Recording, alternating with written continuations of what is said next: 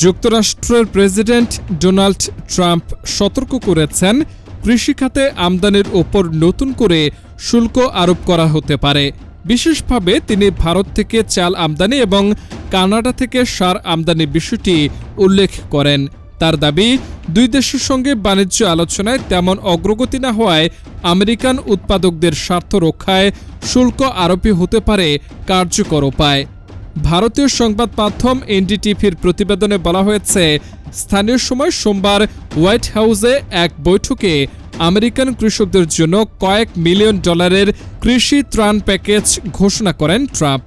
একই সঙ্গে তিনি ভারতসহ এশীয় সরবরাহকারীদের কাছ থেকে কৃষি আমদানির তীব্র সমালোচনা করেন।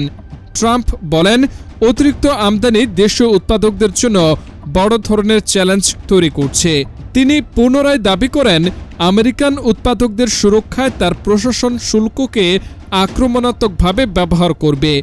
নতুন ঘোষিত $12 বিলিয়ন অর্থনৈতিক সহায়তা বাণিজ্য অংশীদারদের কাছ থেকে সংগৃহীত শুল্ক রাজস্ব থেকে আসবে বলেও জানান তিনি।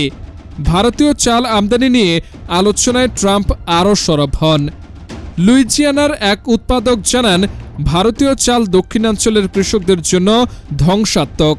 পাশাপাশি এক পর্যায়ে ট্রাম্পকে জানানো হলে যে ভারতীয় কোম্পানিগুলোই মার্কিন বাজারের 2 শীর্ষ খুচরা চাল ব্র্যান্ডের মালিক। তিনি প্রতিক্রিয়ায় বলেন, এটার যত্ন আমরা নেব। খুব সহজ, শুল্কই 2 মিনিটে সমস্যার সমাধান করতে পারে। ট্রাম্প অভিযোগ করেন, ভারতীয় সংস্থাগুলো ডাম্পিং করছে, যা তিনি মেনে নিতে নারাজ।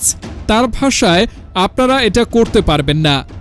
গত 1 দশকে ভারত মার্কিন কৃষি বাণিজ্য উল্লেখযোগ্যভাবে বেড়েছে।